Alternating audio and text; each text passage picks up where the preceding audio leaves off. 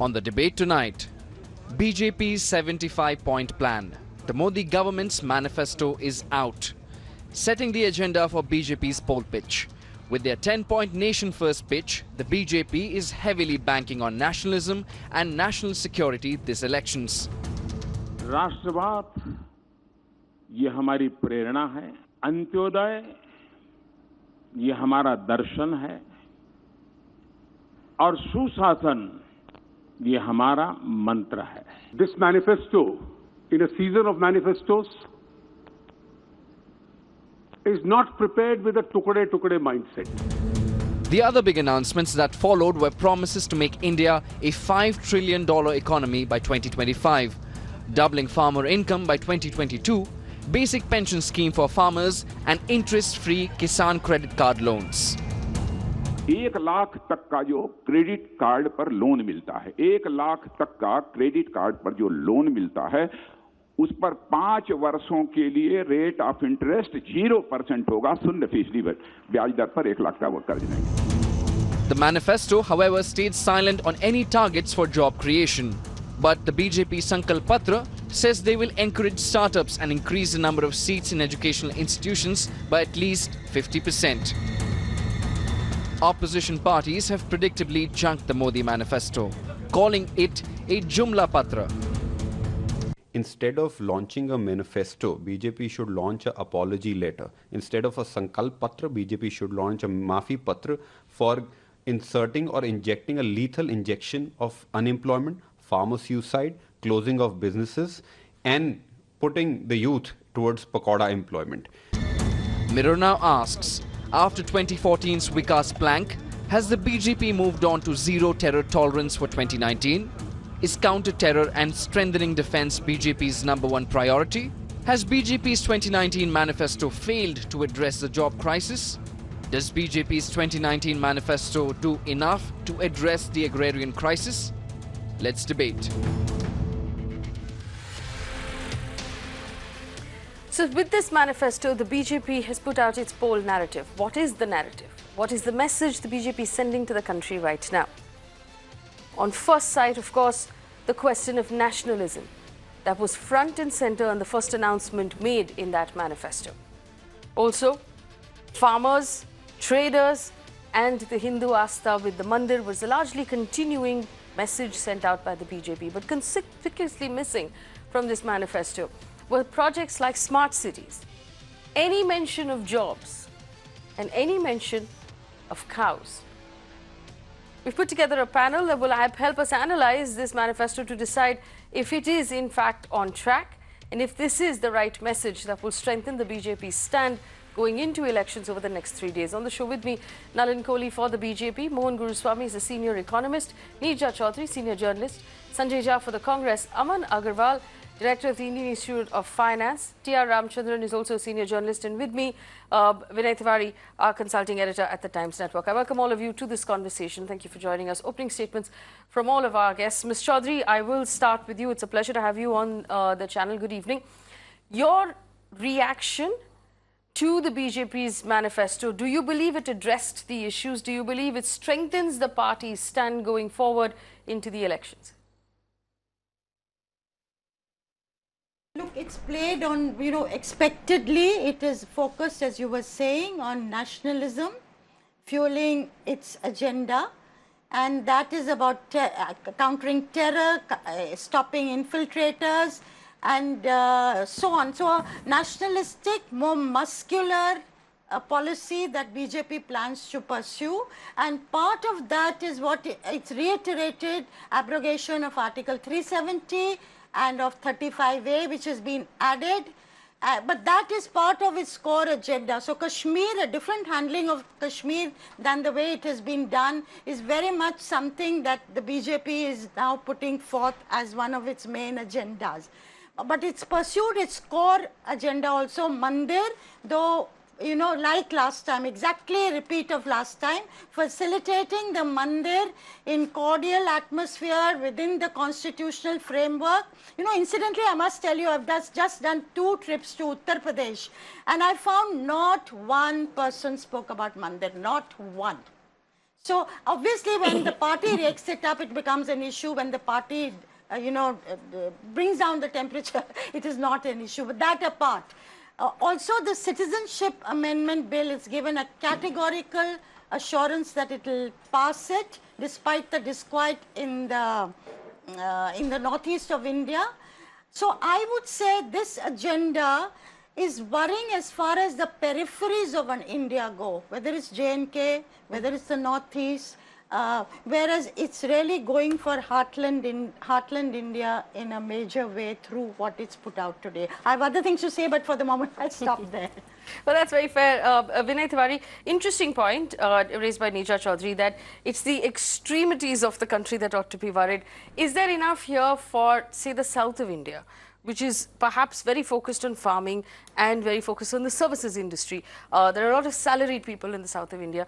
Do you see this, as Ms. Chaudhary said, going for the heartland, the Hindi heartland of the country, leaving everybody else out? Are they very clear about where their target is right now? Yes, very obviously. Not only that, I think they're also very clear about internally. I mean, I won't expect Mr. Kohli to admit that at all, but I can tell you that you can clearly see that there are certain strokes they're playing on the front foot, and there are many, many strokes on the back foot. Yes. The front foot stroke, of course, is nationalism, internal security, very important issue for sure, and it's very obvious they're going to go to the polls with that.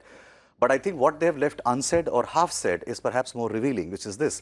The complete absence of cows, for instance, or anything to do with cow welfare in the manifesto, the absence of any emphasis on Ganga, for instance, which was a big part of the 2014 campaign, is not there at all. There is a mention There's a mention, Ganga, but it's not as prominent as it but was it's a small last time. mention. Yes. It's a small mention. The schemes aimed at appeasing the traders, the insurance scheme that they have promised for anyone who's under the tax regime, the GST regime, is a move aimed at knowing that there is some amount of dissonance in that part. The farmer schemes that they've announced, whether it is the scheme for pensions for farmers who are over 60 years old, or the credit card loans that they've allowed, obviously suggests that they know there is a distress, plus a bit of reaction to what the Congress has put in their manifesto. So clearly there are 3 or 4 back foot strokes. There is one front foot stroke in terms of nationalism, and the absence of few things very clearly indicating that they know those issues are not resonating on the ground. Well, if you're using the cricket analogy, which Vinay always does, and you're going to go with back foot and front foot, then the ball that came towards them on jobs was totally just let to pass straight to the keeper. Yeah, that was well An attempt left. was not even That made. was very well left, yes. because jobs has been a big issue, and I think every opinion poll that is being done by every single news network suggests that people believe that employment is one of the biggest issues right now. To find no obvious mention of it, of course there are derivatives of it. When the government says they will invest 1 lakh crore in infrastructure, the derivative is it will create jobs, because that's obviously, if there isn't, but that is a derivative. That's not a stated obvious position that you've taken. There is no new formula or scheme or any promise on jobs in that sense. Yes. Well, let me bring in Nalin Kohli here. Mr. Kohli, you've heard the argument so far, and I'll keep bringing you in for responses.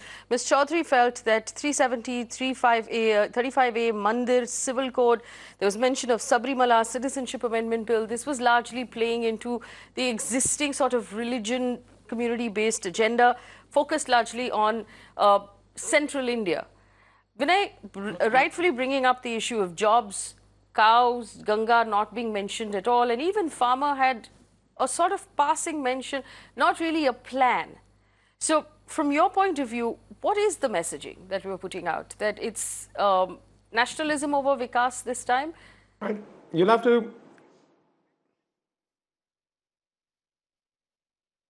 to first, I think, look at what Mr. Jaitley said yesterday when he pointed out the 3 themes that are the driving themes for Fir Ek Baar Modi Sarkar.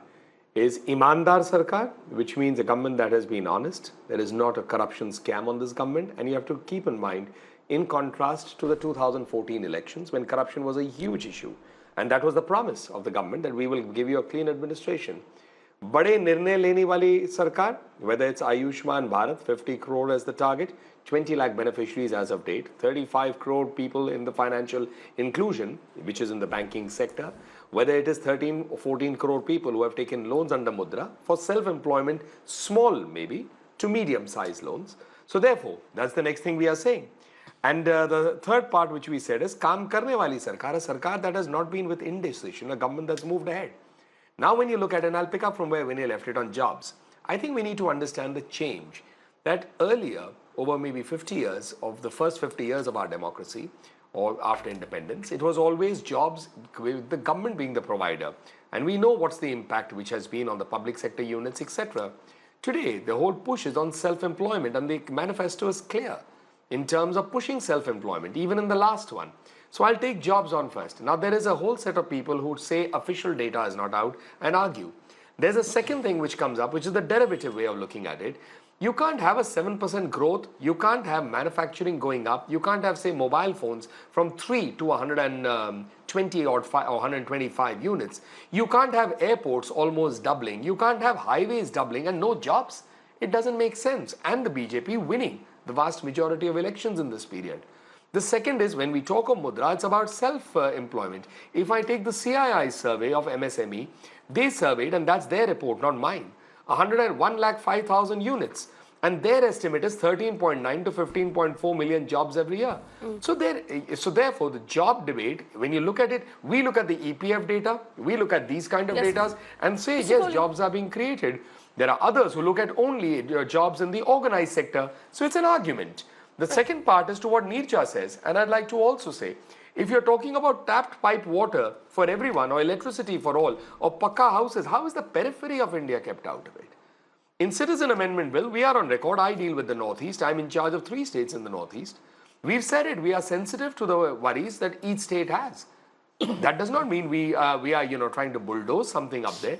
If you look at Ram Mandir, I'll also, Neerja ji, and I say it with humility, and it's an honest confession, I am surprised when I travel on flights and I travel and I'm at airports, people walk up to me and talk of Ram Temple. So I mean, I would also have initially thought, and it's an honest confession, that this would have been a rural issue, this may have been an Uttar Pradesh issue, but airports across the country. And I'm not saying on a daily basis, but here and there on a flight or at an airport, someone does come and talk about Ram Temple. Mr. Kohli, if I may... So therefore, I would not accept that it's a non-issue. Right. If I may just ask you one question, you did mention mobile phone units, and because mobile phone units have increased, let's remember that most of the mobile phone units we buy in this country are made in China. Also, while airports have increased, airlines are shutting down, and the airlines really are the larger employers than the airports. But that aside, demonetization, for example, found no mention in the manifesto. And we were always told for demonetization that it's an ongoing process against black money. Shouldn't that process have been ongoing now as well, saying this is how we're going to take it forward? But there was no mention of it at all. There was no mention really of GST tax structures or what you're going to do in that area. So I just want to understand, why was demonetization left out? Very simple. I can answer all of them. Let me first come. The airline is a business by a private entity. It's not run by Government of India. And you're referring to Jet. So Jet, in fact, if I may point out, SBI has taken a lead in trying to say it can be. So that's not. And if you're saying about airports, more people are flying. 12 crore Indians have flown. That's the highest. But they have overtaken railways. So where is that coming? It also points to affluence. So therefore, you can't have an argument that the country is going jobless and the country is collapsing and people are taking flights more than they take trains. So, I mean, everything has to be seen in a context. You have asked on demonetization. The fight against black money is a continuing fight. From the first day when you had the first cabinet meeting and the SIT that was formed to the laws that have been amended, and out of demonetization, the data that has come, some 3,50,000 crores, is under scrutiny. Now, that will follow due process of law. As an advocate, I'm saying that you can't just simply say that now the money is under investigation, we are going to seize it. It will be at the AO's level, it will go to the CIT level, and year after year, something or the other will keep getting resolved. Okay. And on demonetization, my political argument, that immediately after demonetization was the Uttar Pradesh election. We got a mandate that no party in the history of India has ever got, 324 with our ally. No party has got so much right after demonetization. You don't need to mention the same things that are work in progress. The vision is about what all we want to do. What we are doing, we haven't discarded. That process continues. It has to. That's how you build further.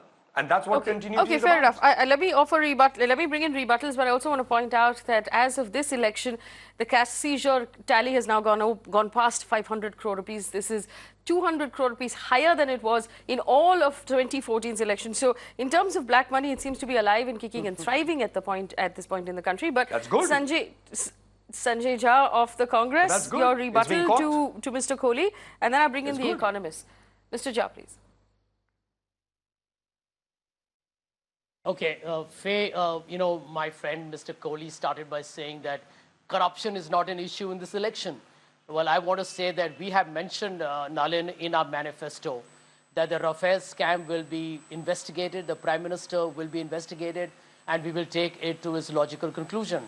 In fact, I thought you will agree, because ever since we started the Chaukidar Chor Hai slogan, you responded by saying, Main hi Chaukidar. So you recognized it was hurting you politically. It's a big issue, and we will take it up. Point number two, Nalin said that, there is so much of growth and development, so jobs are happening. The truth is, Faye, that the GDP number itself has become questionable. I mean, you know that some eminent economists have written publicly that India's integrity of our data has now become questionable. Our figures are no longer, deemed credible. It's seen as suspect. And people look at it like it's being compared to China. So we have a serious problem. That's one of the reasons why joblessness is huge, but the GDP figure and the job figure have no compatibility. It's a serious problem. No, but Mr. Jha, I want to bring you back to the manifesto, basically, Faye, in our opinion, yes, I'm answering that. If you look at this manifesto, it is a public admission by Narendra Modi's government that as far as jobs are concerned, farmer distress is concerned, private investment is concerned, they have failed. Because the truth is that at the end of the day, this is the slogan on which he won the 2014 elections. But the ultimate barometers of growth are jobs. How is the economy getting investments? Now, let me give you one example, Faye, and I want you to ask this question to Mr. Kohli. I wouldn't like to do that. His party questioned me and my colleagues on all television shows the day we announced Nyay, where are you going to get these 3.60 lakh crores from? I want to ask Nalin Kohli today, where is he going to get 100 lakh crores from for India's infrastructure? Where is he going to get 25 lakh crores to suddenly invest in agriculture? I mean, these are like numbers which are mythical fantasies. If 3 lakh crores was sweating and, was causing so much of grief to the BJP for 20% of India's bottom of the pyramid poor, 1 lakh crores and 25 lakh crores, I want to ask him, where is this money coming from? So this basically, let him answer, Mr. Jha. Clear, in my opinion, is a humbug. It's an attempt to hoodwink the people. Mr. Kohli, quick rebuttal and I'll bring in the economist. Mr. Kohli, go ahead. Three statements, of course, three statements. I mean, the Congress is entitled to write fiction also in their manifesto, as they've done with Rafale. Who's stopping them? Whether it's fiction or it's a fantasy, it's their right, whatever they wish to put on paper. The second argument is with regard to about 12.5 lakh crores, if my figure is right, is the total amount that has gone for rural development, agriculture, all put together. Doubling it is a target, and why shouldn't it be done? You've had, if I look at direct taxes only, they've gone up from 6 lakh crores to about 10 odd lakh crores. And we are talking about expansion, and we are seeing a robust growth of the tax base as also in tax collection. GST, there's been ups and downs month after month, but yes, it's still been overall in the right direction. The third point was about 100,000 this. Come on, Sanjay, you also understand basic econ. It does not mean only the government does it. You've also had build, operate, own, or transfer, bought. You've got different schemes. You've got the private partnership that takes place on roads, infrastructure and all that. You can have investments in it. It need not be something taken from the bank on a loan and self-generated. There are so many different models to it. And that's been how it has been globally. Why should India be an exception? We know what we are talking and we'll do what we are talking. Okay, I'm going to stop the two of you there because otherwise you'll take up most of the time that's available on this panel. But I want to quickly bring in Vinay, two different arguments You're here. Right. As you wish. Yeah, but it's your panel. But on the arguments that they're making on the issues, so on one hand are the things that the BJP has brought up, but the other issues that we have been talking about, the farmer issue, the jobs issue, there are various issues that are very real. Do you agree more with Mr. Jha here at this point, to Mr. Kohli? Do you think that the BJP manifesto does enough to say we've done so well and we're now just going to take this forward? Well, look, the trouble with the ruling party's manifesto is that they have to be defensive about certain things that are continuing. Because if they say there is a problem, they're admitting their failure in the last 5 years, and they don't do that. I mean, no ruling party's manifesto actually ever admits anything, even if it's a serious problem. In 2009, the Congress manifesto didn't really admit anything which had gone wrong in the first 5 years, and they were only promising the moon for the coming 5. So there is a compulsion that a ruling government has in any case. But the trouble is that if you look at the larger narrative that is being set by the two parties, that's for me is the bigger giveaway. Yes. Very obviously, the BJP has consciously decided that nationalism is perhaps the only overarching subject that can bring in the kind of unity or the unifying force that they need to sail them through. And remember, whether Mr. Kohli admits or not, the three reverses in the three states of Madhya Pradesh, Chhattisgarh and Rajasthan have played a bit on their mind, because a lot of the missing elements in this policy are a result of that, or a lot of the missing emphasis. The re-emphasis on nationalism is also meant to paper over certain problems that are obviously there. And however much we may say farming distress, like 2022 farmers' income being doubling is a continuation of the last manifesto as well. It was mentioned in 2014 as well. Objectively, one could ask the question, in 2019, has it actually reached anywhere close to double? The answer is no. So clearly there is a problem, and that problem has not been addressed because they can't address that, or they can't admit that openly. All right, Mohan Guruswamy, senior economist, joins us right now. Mr. Guruswamy, do the numbers add up, or are there enough numbers in this manifesto to even do any math on it?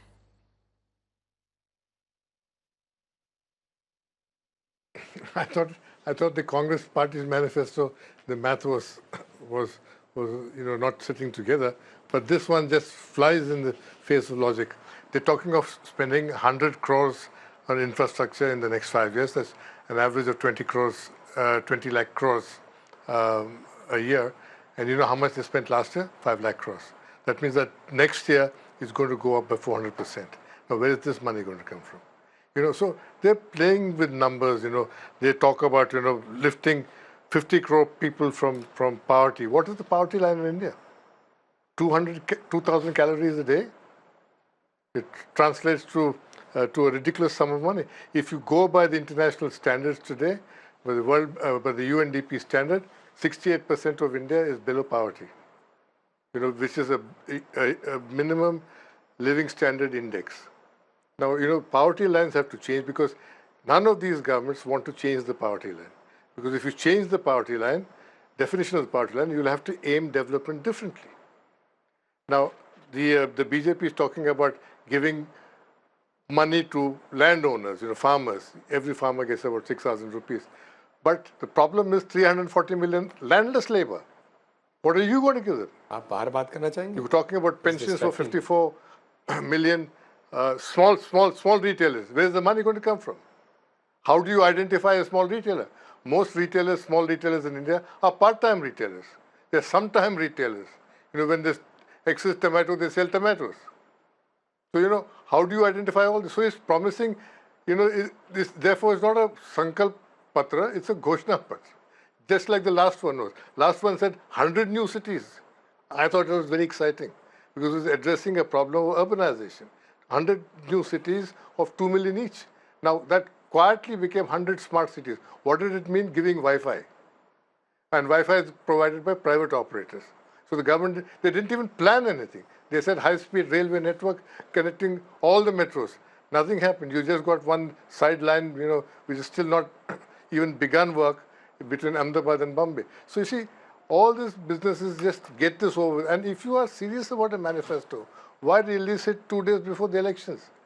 Does the electorate have time to now read it and understand it? Do you have time to get the message across? It's just a motion they're going through. The other guy released a manifesto, so I have to release a manifesto. And and Rajnath Singh says, we consulted 6 crore people before writing this manifesto. It's amazing. How do you consult 6 crore people? And he said, we had 17,000 boxes. I was just computing that each box will have about 90,000 suggestions stuffed into it. This is amazing rubbish. This is written by a committee which came out to design a horse and ended up designing a camel. Which is typical of a committee. Everybody got something in. And then finally, it all boils down to, I will build a temple, because I can't do anything with this country's economy. Now we'll clean Ganges up. This is important. In the next 5 years, what did you do the last 5 years? The coliform content of the Ganges has doubled in the last 5 years. And you're going to clean it up in the next 5 years? You want people to believe that? You want this nation to believe that? You want any serious-minded person to believe that? This is just an exercise. Okay. Let me bring in an alternate point of view. And sloganeering. Aman Agarwal is with us right now. He's the director of the Indian Institute of Finance. Mr. Agarwal, do you agree that the numbers don't add up? That none of the promises made right now show the numbers? That none of it is realistic. You see, when I look at both the manifestos, first of all, manifestos are not supposed to be mathematical jargons or budgets which the numbers are supposed to match up. They're supposed to be expectations for tomorrow. They're supposed to be forecasts of what we're going to be seeing tomorrow and what kind of a road path are we leaving to. Now, when we look at both the manifestos, I see, the Congress manifesto coming in from like a heart, and the BJP's manifesto more towards the brain, where it's talking technically and talking about what are they wanting to do, phasing out. Both of them touch almost a similar aspects, similar issues throughout the country. But then the emotional aspect, the social welfare aspect, the spending, which is going to be more inflationary in nature, is being touched upon by the Congress manifesto, whereas the BJP manifesto talks about targets which are going to yield towards GDP growth numbers. Certainly, if the jobs and the employment comes in the secondary byproduct factor, but then it is what it is targeting is the GDP. It is talking about not only internal, but it is talking about the external growth in terms of how we see India growing internationally and within the country as well.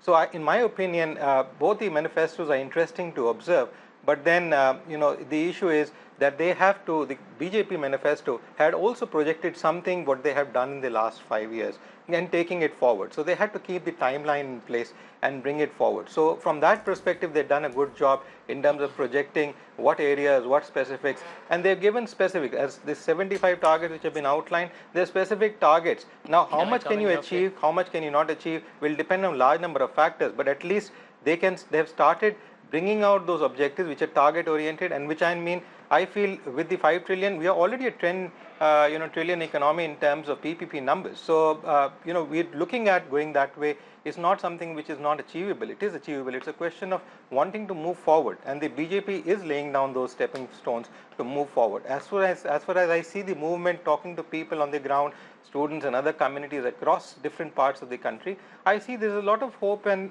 faith which the BJP still enjoys as against the Congress, despite the emotional touch which Congress has given in the last 2 weeks. Well, I want to bring in Mr. Ramchandran, Mr. T.R. Ramchandran, senior journalist. You've heard all the arguments, Mr. Ramchandran. To be fair, when the Congress manifesto came out, I asked the question repeatedly on this show as well, where will the money come from, where will the money come from?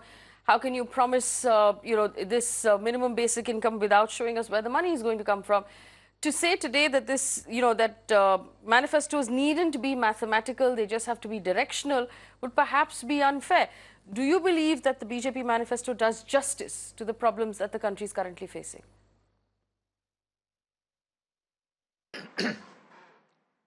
Well, I think there have been certain aspects in the budget that they have really presented. I mean, the manifesto that they have presented, which speaks about what they intend doing over the next 5 years. But there are a lot of things in the previous manifesto which has not been really taken upon or discussed in this last 4.5 to 5 years. And I think they have probably done a fairly good job on the ground in at least, taking development forward and providing aid to some weaker sections, including women.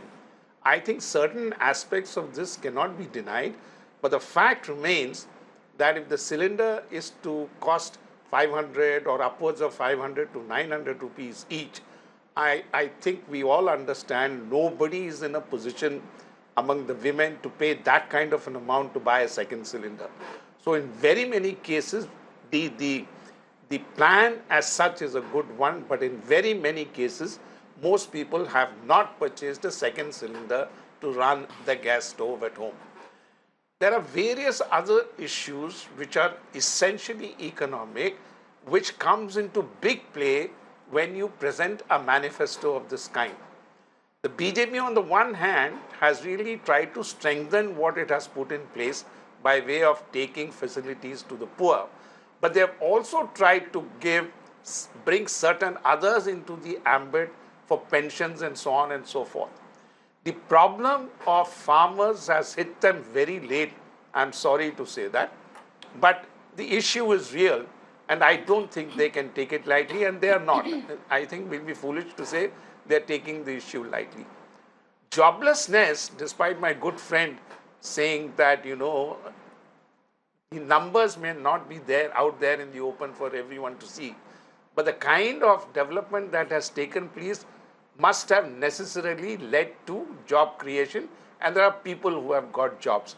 But why aren't the numbers out? Why don't we are after all 70 years old, somewhere along the line, we have to create the statistics. How do you really work on things and improve situation if you don't have the statistics in black and white before you? This is not an effort to find fault and, pick faults in whatever has been done. But there are gray areas which need to be sorted out. And that is one thing we are not willing to do. Whether it is the BJP or the Congress, we announce grandiose schemes for everyone. But when it comes to implementation, there are problems. Yes. Several of us in this discussion have asked, where are you going to get the money for this? One economist categorically said, they budgeted for this month, it went above or it went below. And what has now been proposed for the next 5 years entails a much greater investment than is anticipated by anybody. So I think development of the country is really good. But the Prime Minister has also spoken about 2047, how this country is going to look. And we are going to be a developed country and we are going to lay the foundations for developing this into a developing country in the next 5 years. So there are a lot of things packed into what was really said today. But I think the effort of the BJP is to preempt the Congress because they have not taken any initiative to present their manifesto before the Congress, at least in the last two general elections. All right, so I in just the last case, they presented that budget on the first phase of polling. This time they've done it 3 days before the first phase of polling. I want to pose a different question before the panel, which is this. Do you think that this manifesto will help the BJP's chances in any way over the next 3 or 4 days? Because the aim will really, the impact would only last about 3 or 4 days. So the first phase happens now on the 11th. Do you think this manifesto will help in any way? Well, look, Frey, I have a bit of a completely opposite view on this. I don't think manifestos actually help or not help any party because unfortunately, and I'm using unfortunately because that's the reality, 95% of Indians don't read, don't know what is written in the manifesto. They have no idea. But the manifesto certainly allows a political party and its leaders to give headline-grabbing talking points in the field. That depends entirely on the capability of how much you can hype up what you've presented as the talking point in a manifesto. Clearly, for the Congress, the challenge will be to go and hype up the Nyaya scheme that they're talking about and to be able to communicate it to the people because that's the only headline-grabbing thing that will work at the ground level. Similarly, for the BJP, their calling card is going to be nationalism. It's going to be internal security. It's going to be terrorism. It's going to be Pakistan. It's really about that. I think all the other semantics that we are discussing are lost on majority of the population there and they don't really care about that. They really care about the headline-grabbing aspect of any manifesto. Same question to Neerja Chaudhary. Ms. Chaudhary, do you believe that this manifesto will help the BJP in any way?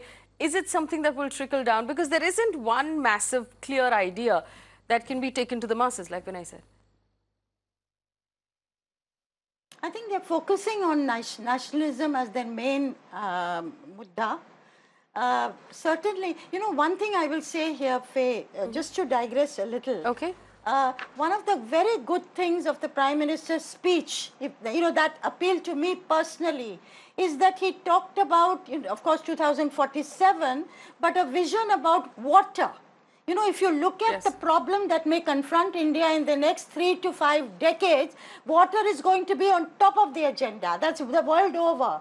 And we in our country, we haven't started to think about this. So to talk about a Jal Shakti Mantralaya specifically optimizing the use of river water, really thinking of water as an issue in a serious way, that was a very good note the Prime Minister struck. But the disappointing was on education, very little. Congress said 6% of the GDP on education. They had only increasing seats, jobs. Somewhere both parties need to say we need to think out of the box on jobs. How do we do it? We don't know how to do it. So the others can really come up with ideas. And of course, portion is a good, the nutrition agenda that they have committed themselves to, which the Congress was lukewarm on.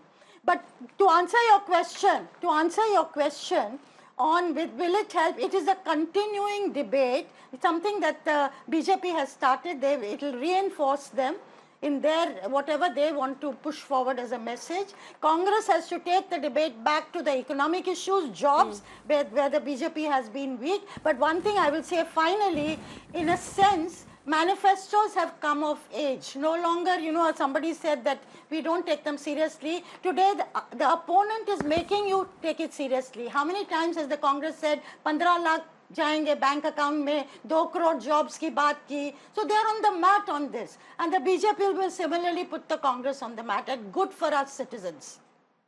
It's good for our citizens. Nalin Kohli, do you want to respond to what both Vinay and Neerja just said about the manifesto and the fact that it's just being put out there for narrative at this point?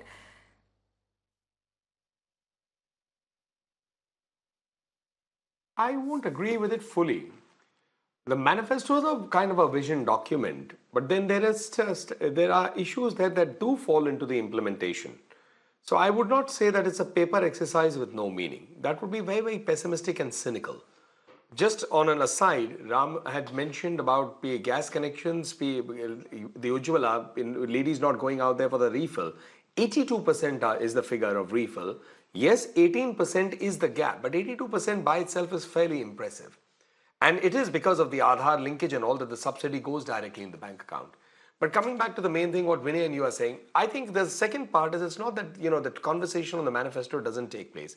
If you would hear the Prime Minister's speeches, he is talking his performance. There is a whole range of issues he speaks. There are political issues. There are issues that are attack on the opposition parties. And then, of course, there's the performance issues. They all form part of that 30 to 40 minutes when he addresses these very, very large rallies from as small as for Imphal, 50,000 is fairly big, but to maybe 4 lakhs as we saw in Kolkata. So in all of it, that's also part of the agenda, which is performance and then talking about vision. So I think it comes in different ways. To sit down and just be speaking only on the manifesto, certainly I don't think that happens. Maybe on debates like this on the day the manifesto is released. But I'm certainly not cynical about the manifesto being only a paper exercise. Well, I can see Mr. Mohan Guruswamy has a rebuttal. Mr. Guruswamy, go ahead. Mr. Cha, I'll come to you after this. Mr. Guruswamy, go ahead. Okay. The proof of the pudding is in the eating. Now, the Ujjwala scheme. Now, today the survey reports say that 85% of the households which have a cylinder don't use the gas. They use the earthen stove because gas is still too expensive for them given their incomes. Now, today also the data is out that out of the 0.6% of GDP we were spending on water, that has now come down to 0.2% because the rest of the money was used to build toilets. Now, if you say water is important, then where is the money? Why didn't you spend the money? Now, you're now talking about a water resources ministry. We've always had a water resources ministry. And you know how serious you were was evidenced by the fact that you made Uma Bharati the minister, and the first thing she did was she had a meeting with 100 sons and said, we will now see how we're going to clean the Ganges up. And nothing happened. Now you see, you can say things and say, I'm going to do this, I'm going to build 100 new cities, I'm going to do all kinds of things, but you've got to do it. You don't have the means to do it. You don't have the administrative abilities to do it. You haven't got the bureaucracy reform to do it. There's no decentralization. There is no government in half the villages of this country. There's no evidence of government. Even the school teachers, the solitary representative of government in many villages. In many rural, in upcountry villages, in the tribal areas, the forest guard is the representative of government. What do these people get from the state? We actually become a stateless nation. A large nation without a state. Neither the Congress nor the BJP is willing to address this. Manmohan Singh said we will reform the bureaucracy, we'll reform governance. Modi said we'll reform bureaucracy, we'll reform governance. They don't do it. So you don't have the means to do anything. And that is your problem. Okay. You have grandiose plans and then you address your urban elite, you address your audiences who are watching TV, and then nothing happens to the people down below. Even today's manifesto, you're talking about giving 6,000 rupees an acre to people with land, hectare. What about 340 million people who don't have any land? You don't even talk about them. Yes, you made that point. Allow me to just bring in Vinay on one last point that I want to bring in. Realism into this. Yes. Vinay, in terms of the narrative, since we're talking about the narrative, and I'll take the question to the other journalists as well. I would like to come in here. Yes, Mr. Jha, one moment. the question of pride, and while the economists will talk about how the numbers are not adding up and the specifics are not here, there are no specifics at all. Even if the BJP talks about making India the third largest economy, there's no specifics of how we're going to get there. Cleaning up the Ganga, there's no specifics of any of it. Tap water in everybody's house. How are we going to get there? We don't know. But what it is about is pride. It's about urban pride. It's about national pride. It's about, if you want to call it that, Hindu pride, because a lot of it just stays in that area. It's strumming on your heartstrings of pride of some sort or the other. So it's not about mathematics. The narrative here is about reinforcing our pride, isn't it? Absolutely. And I think that is because in politics, emotion plays a huge role. The parties stoke up negative emotions and positive emotions both to appeal to the electorate. And pretty obviously, the opposition will stoke up negative emotion because that's the only emotion they can and they should. Politicians also evoke emotions of fear or pride. Now, fear could be the minority, politics in India is all about fear. Parties after parties have exploited that over the years, and that's how they have governed and ruled, because they instill that fear. Now the game has been reversed. You are now making the majority feel a little worried, because that again is an emotion that appeals. So emotion plays a big role, and pride in that sense is another emotion that is being tried and being used in this election, and that you will see the play out will keep changing, but the emotion will always remain.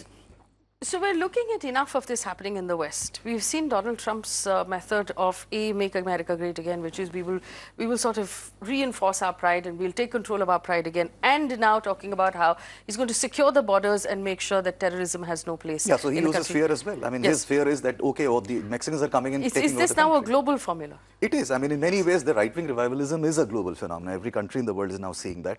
And we're pretty much seeing the same thing here as well. Ms. Chaudhary, is it fear and pride and fear, that there are large emotions that are playing right now? I think very much so. I agree with that. Pride, yes. There's a sense of, even if you look at Balakot, Pulwama and Balakot, somewhere it made people, the defeatism in them was turned to feel good. People didn't want to hear about whether actually the strike took place, how many people died. The fact that we gave it back to them made you feel good. So also the issue of pride. But we mustn't sniff at this completely. How do you rouse a nation? How do you galvanize people to do something good? The PM talks about Jana Andolan, and it can be called Jumlebazi on a whole host of issues that have been unaddressed. But how do you galvanize people to put their best foot forward, to bring the changes that are required? How does Vikas become a Jan Andolan in the real sense of the word? You've got to play on both the pride, maybe also, I hope not fear, but certainly on pride. Sanjay Shah, go ahead, please. Faye, I think there is a very dangerous content in the entire manifesto, and I think it's appropriate that we actually discuss that. I think that's the elephant in the room. When the BJP talks about abrogating Article 370 or Article 35A, the question that needs to be asked of them is how can they do it when the matter is sub judice before the Supreme Court of India? These are very sensitive issues, and for a political party in government to put it in a public document as a commitment of the party when the matter is pending before the Supreme Court, I think is a very, very serious issue. Point number two, and that's a very simple and straightforward one. I want to quote to you what Narendra Modi said in 2014. I will give you a report card at the end of 5 years, and please judge me then and re-elect me. I did not see any report card, and therefore no mention of those 15 lakh, the MSP over 50% of cost of production for the farmers, the 2 crore jobs, the smart cities, the multiple issues they talked about. I have the whole list with me. So end of day, I think, I'm glad that my party is going to make the manifesto a serious issue. Please hold us to it. We form a government in May. All right, very please quickly. ask us questions on how we deliver. Because I do believe Mr. that Kohli the will respond manifesto to is you. the only document that connects a citizen to a political party where you can be held to task. Okay. Mr. Kohli will respond to you. Mr. Kohli, go ahead, please. What was the first point Mr. Jha had made?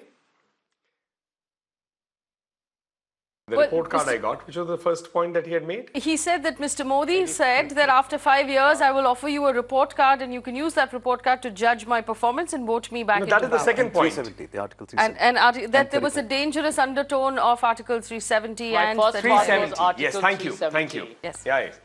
Yes, so thank you. Thank you. 35A. Thank you. Thank you. Because the two were so disparate, so I lost the track for a moment. Thank you for it. Thank you. Thank you for telling me. Let me come on 370 first. Sanjay, I think you would know that well. The constitution by which also the Supreme Court is a creation, and it does look at the constitutional issues, does not put a restriction for someone to have a point of view. And on 370, we've had a consistent point of view from 1951, from the days of the Jansang, before you and I were even born. That's from the Jansang to the BJP. And that point of view continues. There is no stop. However, I would certainly say that if you do wish to have a movement towards that we shouldn't discuss this, then perhaps the Congress would do well to stop even threatening Chief Justices of India with impeachment because they don't like the way the court is running or the judgments are coming that way. So that would be a good starting point to keep, the discussion in terms of that. Yeah, that's one. That's the second point is on 370, it's no dangerous thing. That's our point of view consistently and we stand for it. Number two is your point on the report card. That's exactly what the Honorable Prime Minister is doing, or many of us on TV, when we point about all the work done. That is the report card. But however, if you were expecting a report card like you go to school and you come out with a piece of paper that has, A, B, C, D, how much we got, maybe perhaps we've, evolved a little more than that, but you are entitled to have expected it. All right, we have unfortunately run out of time here, but I will ignore that. I'll give one last, I see Nirja ji's hand up. Nirja ji, very quickly, your response, and then I'll give a last verdict to Mr. Ramchandran. Very quickly, I would say, what is worrying about the agenda is, in many parts, it's divisive nature. Yes. That, even if you, as I was saying, even if you want to rouse people to action, it cannot be done by hatred, fear, and treating some people as the other, opposed to you. That is what the underlying thing that worries you. But has that been perhaps an undertone in this entire campaign? Mr. Ramchandran hasn't spoken. Mr. Ramchandran... Please, she's making a fair point. Yeah, Mr. Ramchandran, I want you to respond to what Nirja ji just said, treating some portions of the country as the other that we have to be protected from, creating a divide.